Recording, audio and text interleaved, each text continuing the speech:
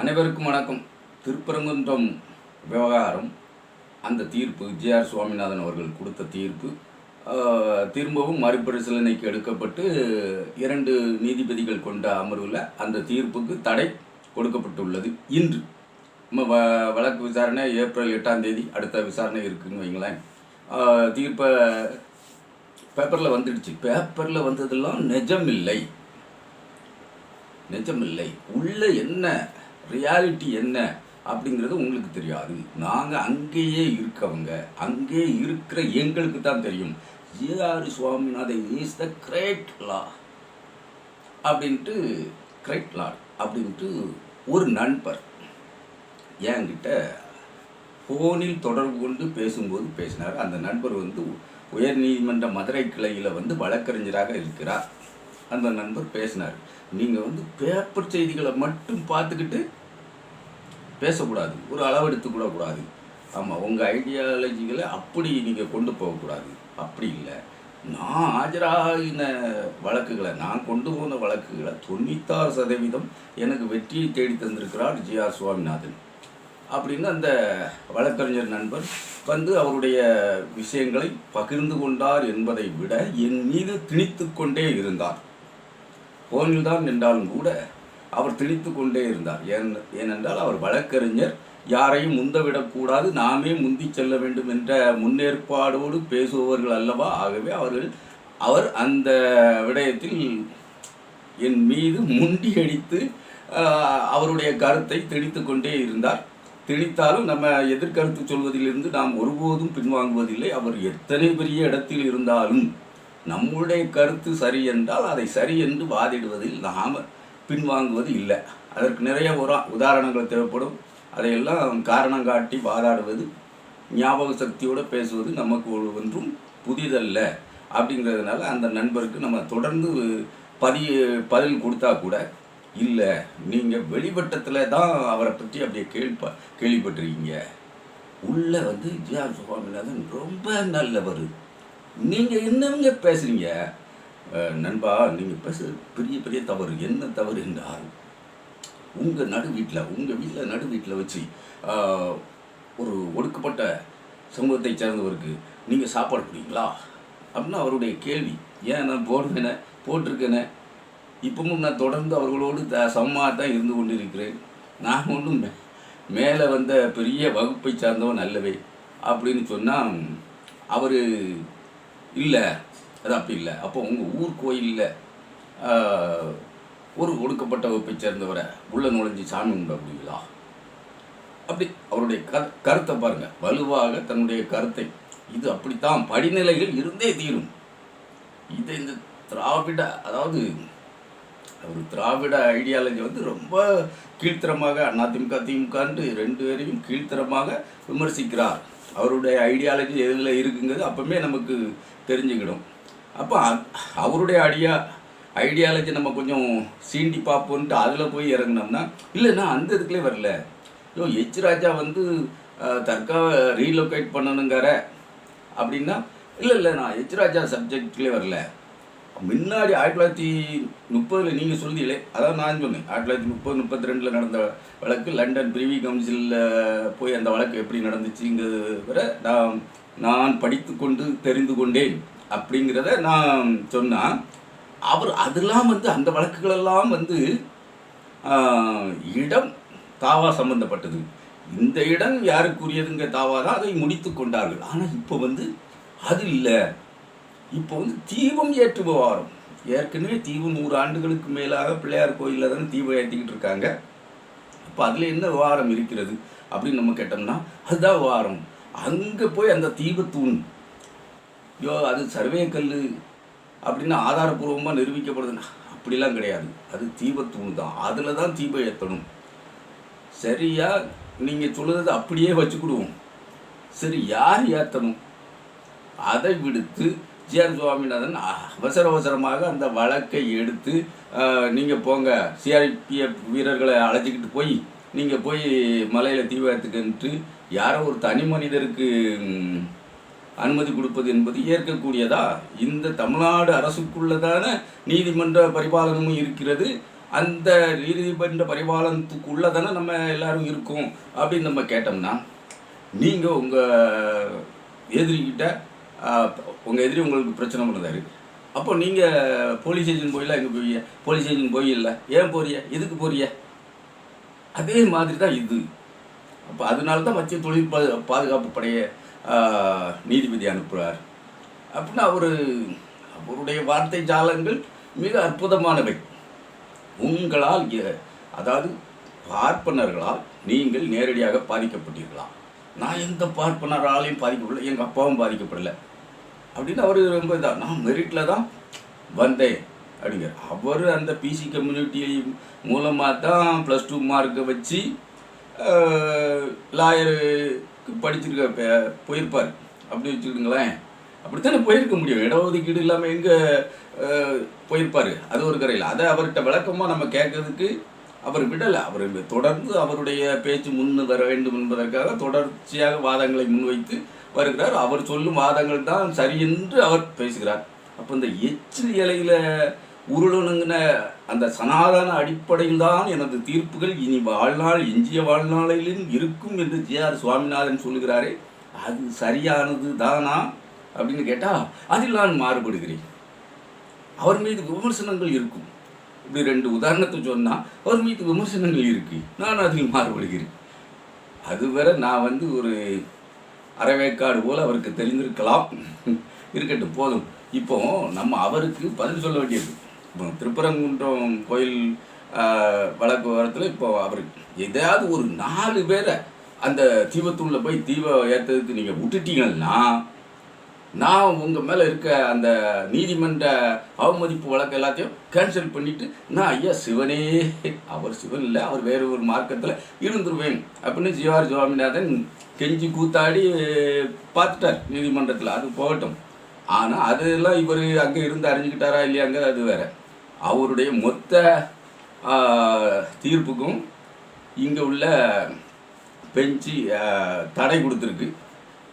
அது முக்கியமான விஷயம். அதை நம்ம இந்த இடத்துல பகிர்ந்துக்கிடுவோம். ஆனால் இப்போ அவர் கேட்டார்ல, என்னுடைய நண்பர், இந்த வழக்கறிஞராக இருக்கக்கூடிய நண்பர் கேட்டார்ல, அதாவது ஒரு பிராமணரால் நீங்கள் நேரடியாக பாதிக்கப்பட்டீர்களா அப்படின்ட்டு. நேரடியாக நாம் பாதிக்கப்பட்டால்தான் பாதிப்பா, மற்றவர்கள் பாதிக்கப்பட்டால் அது பாதிப்பு இல்லையா அப்படின்னு நம்ம கேட்கணும்ல. அதை கேட்குறதுக்கு தான் இப்போ இந்த சில விஷயங்களை பேசணும். ஐஏஎஸ் அதிகாரிகளாக 3600 பேர் இந்தியாவில் இருக்காங்க. 3600 பேர். இந்த 3600 பேரில் 2750 பேர் பார்ப்பனர்கள் மட்டுமே இருக்கிறார்கள். மீதி 850 பேர் தான் 140 கோடி மக்கள் இருக்கிறதுல 97% பிசி, எம்பிசி, இந்த எஸ்டி, எஸ்டி அப்படின்னு இருக்கும்ல, இவங்க அந்த 3% இருக்குது பார்த்தீங்களா, 3%. அவங்க 2750 பேர் இருக்காங்க ஐஏஎஸ் அதிகாரிகளாக. நம்ம யாரையும் குற்றம்லாம் சொல்லலை. மற்றவர்களுக்கு வழி கிடைக்காமல் போனதுக்கு என்ன காரணம் அப்படிங்கிறத நம்ம கேட்க வேண்டியிருக்குல்ல. அந்த நண்பருக்காகத்தான் இந்த வீடியோன்னு வச்சுக்கிடுங்க. ஆனால் எல்லாருக்கும் கேள்வியான இந்த வீடியோ தான். அப்போ மீதி ஒரு 850 பேர் தான் மற்ற வகுப்பினர் அப்படின்ட்டு இருக்குது.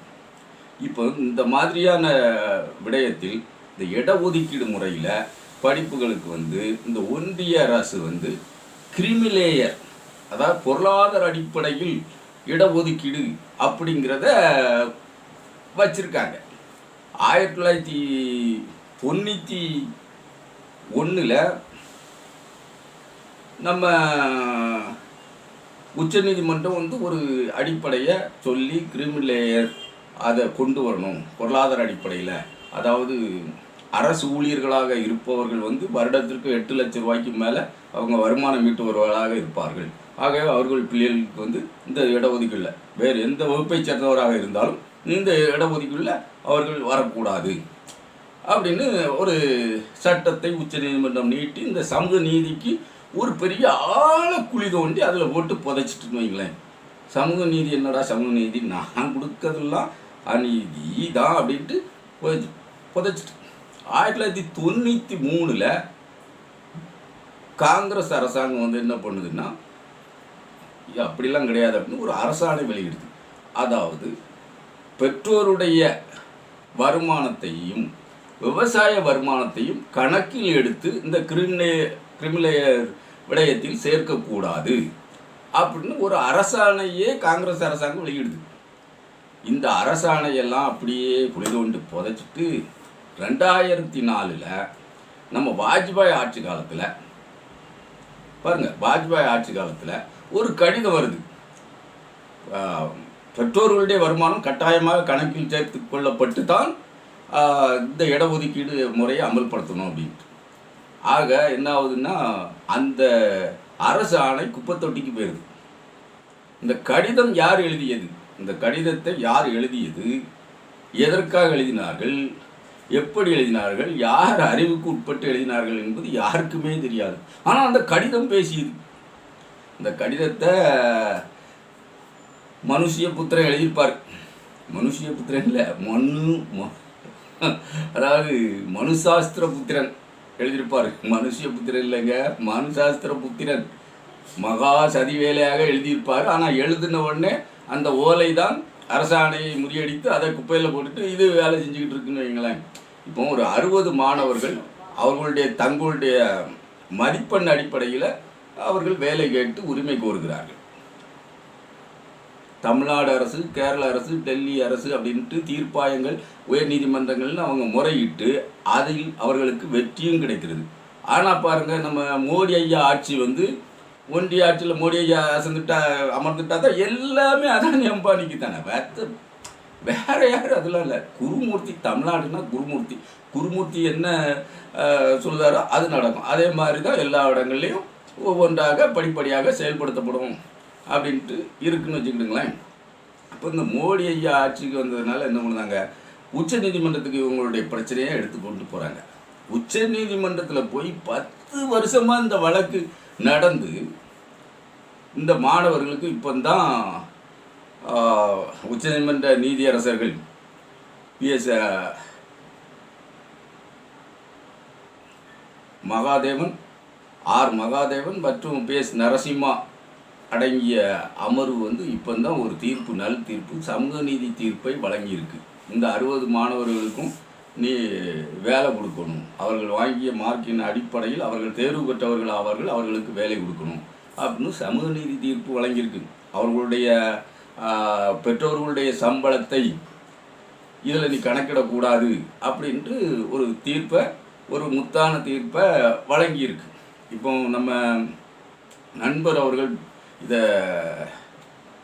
தீர்ப்பை படிச்சிருக்கலாம். 12ஆம் தேதி, மார்ச் 12ஆம் தேதி 2026 இந்த தீர்ப்பு வந்திருக்கு. நண்பர் படித்தாரா படிக்கலையா அப்படிங்கிறது தெரியாது, படிச்சிருப்பார். வழக்கறிஞர் இல்லை, அதனால் ஓடி விழுந்து படித்திருப்பார்னு வச்சுக்கிடுங்களேன். அப்போ அந்த ஒரு நல் தீர்ப்பை வழங்கியிருக்கு. இத்தனை காலமும் அந்த பிற்படுத்தப்பட்ட மாணவர்களுடைய, அந்த 60 மாணவர்களுடைய வாழ்க்கையை பின்னுக்கு இழுத்து, காலை பின்னுக்கு இழுத்து குழிக்கில் வைத்து கொண்டிருந்தது யார்? கேட்கும்ல, அதுக்கு பதில் வேணும்ல. யாருக்காக இந்த மோடி அரசாங்கம் இந்த மோடி மஸ்தான் வேலைகளை செய்து கொண்டிருந்தது? இன்னும் 20 ஆண்டு காலமாக எத்தனை மாணவர்களுடைய வாழ்க்கையில் விளையாடி இருப்பார்கள்னு கணக்கே கிடையாது. எல்லாமே 76% உயர் பதவிகளில் அவர்கள் தான் இருக்கிறார்கள். அவர்களை விட்டால் வேற யார் இங்கே நிலைமையில் இருக்குது? இப்போ ஒரு 40-50 வருஷத்துக்கு முன்னாடி பார்த்தா நம்ம கிராமப்புறங்களில் தலையணி மட்டும்தான் பிற்படுத்தப்பட்ட வகுப்பை சார்ந்தவராக இருப்பார். அதுவும் எம்ஆர் வகுப்பை சார்ந்தவராக இருப்பார். பெரிய மீசை வைத்து கொண்டு கனமான கருப்பாக உயர்ந்த ஆளாக இருப்பார். அந்த பேச்சு ஒரு தடியாக இருப்பது போல் இருப்பார். அவருக்கு மட்டும்தான் அந்த வேலை. அது அந்த நேரத்தில் அவர்களுடைய அரசு ஊழியர் வேலை போன்றது அல்ல. அப்படிங்கும்போது அதுதான் வேலை. மிச்ச நேரமெல்லாம், மிச்ச வேலைகள் எல்லாம் அவர்கள் வேலை. யார்? இவர்கள் வேலை. இப்படி தான் போச்சு. திராவிடம் வந்த பிறகு தான், அதாவது பச்சையப்பன் கல்லூரி, மாநில கல்லூரி, இந்த கல்லூரிகள்லாம், இந்த 100 ஆண்டு பழமையான கல்லூரின்ட்டு இருக்குல்ல தமிழ்நாட்டில், அந்த கல்லூரிகள் எல்லாம் பார்ப்பனர் அல்லாத மாணவர்களும் படிக்கணும், சேருங்க அப்படின்ட்டு அரசாணை விதித்தது 1930-32 யாருன்னா நம்ம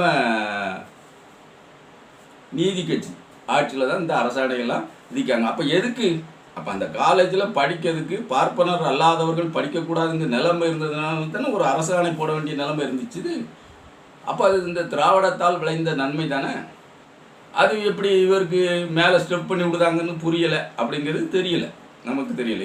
ஏன் புரியலை அப்படிங்கிறது நமக்கு தெரியலை. இப்போ பாருங்கள், இப்போ இந்த நீதி தீர்ப்பால் நிறைய மாணவர்கள் பயன்படக்கூடிய அளவில் இருக்குது. இப்போ தமிழ்நாட்டில் இருந்து இந்த ஐஏஎஸ் பொறுப்பு வகிக்கக்கூடிய மாணவர்களுடைய எண்ணிக்கை விகிதம் ரொம்ப குறைவாக இருக்குன்னு தமிழ்நாட்டு முதலமைச்சர் முத்துவேல் கருணாநிதி ஸ்டாலின் அவர்கள் என்ன பண்ணார்னா, நான் முதல்வன் திட்டம் ஒன்று கொண்டாந்து அந்த திட்டத்தில் ஐஏஎஸ் படிக்கக்கூடியவர்களுக்கு தொடர்ந்து ஐஏஎஸ் ஐபிஎஸ் படிக்கக்கூடியவர்களுக்கு உதவித்தொகை, அவர் தங்குமிடம், உணவு இலவசம் அப்படின்னு கொடுத்து அவர்களை ஊக்கப்படுத்தி அவர்களுக்கு எல்லா விதத்திலும் வழிகாட்டியாக இருந்து இந்த வருடத்தில் மட்டும் 56 பேர் ஐஏஎஸ் அதிகாரிகளாக நான் முதல்வன் திட்டத்தில் படித்து பயன்பெற்றிருக்கிறார்கள். அது பெருமைப்படக்கூடிய விஷயம் தானே. திராவிட மாடல் ஆட்சியால் நடந்த ஊக்குவிப்பு தானே.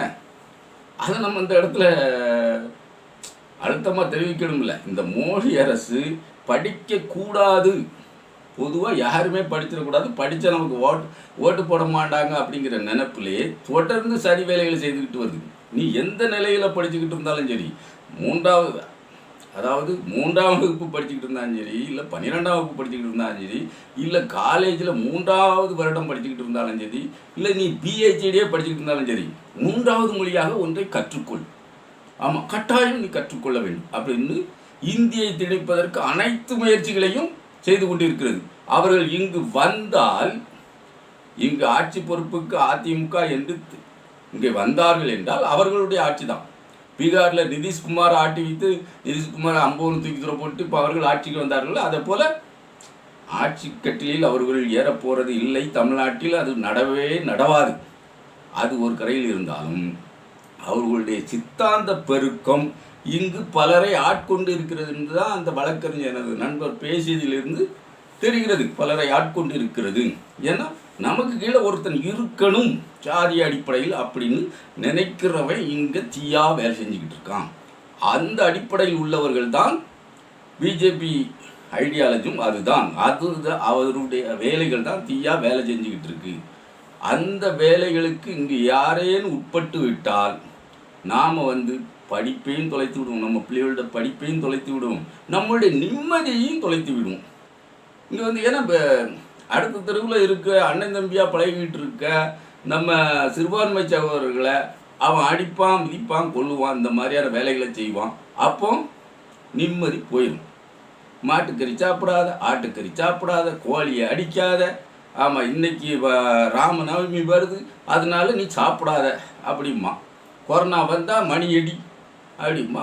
ஆக மொத்தத்தில் நம்ம நிம்மதியெல்லாம் இழந்து போவோம். அந்த நிலைப்பாட்டுக்கு நாம் போயிடக்கூடாது அப்படிங்கிறது தான் ஒவ்வொரு நீதி பரிபாலனத்திலையும் தொடர்ச்சியாக போராடி நீதியை பெறுவது அப்படி என்பது நம்ம திராவிட ஐடியாலஜி உள்ளவர்கள் தான் தொடர்ச்சியாக போராடி நீதியை பெற்று வருகிறார்கள். 1951 செண்பகராமன் துரைராஜன்ட்டு ஒரு அம்மா, அவங்க என்ன பண்ணுதாங்கன்னா ஒரு வழக்கு போடுதாங்க. மருத்துவக் கல்லூரியில் எனக்கு இடம் கிடைக்கல, செண்பகம் துரைராஜ், செண்பகராமன் துரைராஜில் செண்பகம் துரைராஜுங்கவங்க மருத்துவக் கல்லூரியில் 1951 ஒரு வழக்கு போடுதாங்க. எனக்கு மருத்துவக் கல்லூரியில் இடம் கிடைக்கல, அதனால எனக்கு இடம் வேணும், எனக்கு இடம் இல்லாத மருத்துவக் கல்லூரி இருந்தென்ன லாபம்ன்ட்டு அப்படி ஒரு வழக்கை போடுறாங்க. அந்த வழக்கு நடந்து உச்சநீதிமன்றத்துக்கு போகுது. உச்சநீதிமன்றத்தில் விசாரித்தா இந்த அம்மா என்ன பண்ணுறாங்க, எத்தனை பெரிய பொய்யர்கள் இவர்கள் என்பதற்கு இது ஒரு பெரிய உதாரணம். இந்த அம்மா என்ன பண்ணியிருக்காங்கன்னா இவங்க மனுவே பண்ணலை, அப்ளை பண்ணலை, மருத்துவக் கல்லூரிக்கு விண்ணப்பிக்கலை. அப்படி இருந்துட்டு எனக்கு இடம் கிடைக்கல என்ன பண்ணுறது அப்படின்ட்டு உச்சநீதிமன்றத்துக்கு கதவை தட்டியிருக்காங்கன்னா அப்போ இவர்களுடைய அந்த பார்ப்பன லாபி எவ்வளவு வலுவாக இருக்கிறது. ஒரு பொய்யான குற்றச்சாட்டில் உயர்நீதிமன்றம் உச்சநீதிமன்றம் தாவி அவர்கள் போய் அந்த லாபி எவ்வளவு வலுவான வேலைகளை செய்து கொண்டு இருக்கிறது. அப்போ இதெல்லாம் யாரால் முடியும்? அவர்களால் தான் முடிகிறது. நம்மளுடைய இழப்புகள், இதுவரை நடந்த இழப்புகள் அனைத்திற்கும் அவர்கள், சீமான் சொல்லுவார்ல, பிராமண கடப்பாறையை கொண்டு வந்து இந்த திராவிட இத்து போன கோட்டையை இடிப்பேன்னு. அந்த திராவிட கோட்டை தான் நமக்கு இடஒதுக்கீடை பெற்று தந்தது அப்படிங்கிறத அந்த நண்பருக்கு நான் இந்த வீடியோ வாயிலாக சொல்லிக்கிற கடமைப்பட்டிருக்கேன். எத்தனை திட்டங்கள், நான் முதல்வன் திட்டம், தமிழ் புதல்வி திட்டம், தமிழ் புதல்வன் திட்டம், மகளிர் உரிமை தொகை திட்டம், விடியல் பயணம் திட்டம் அப்படின்னு எத்தனை திட்டங்களை, எண்ணிலடங்கா திட்டங்களை தந்து மக்களுடைய வாழ்வை ஏற்றம் பெற செய்திருக்கிறது இந்த முத்துவேல் கருணாநிதி ஸ்டாலின் அவர்களின் திராவிட மாடல் அரசு. இந்த அரசு தொடர வேண்டும் என்பதற்கு தான் நாம் தொடர்ந்து எல்லா இடங்களிலும் பேசி வருகிறோம். என்றாலும் இந்த சித்தாந்த போரில் இன்னும் நம்ம தமிழ்நாட்டுக்குள்ளே அந்த சித்தாந்த போரில் சிலர் வலுவாக ஊடுருவி கொண்டு இருக்கிறார்கள். அப்படிங்கிறதையும் நம்ம கவனத்தில் கொண்டு கொஞ்சம் தீவிரமாக களப்பணி ஆற்ற வேண்டும் என்பதற்கு தான் இந்த வீடியோ. வணக்கம் மக்களே.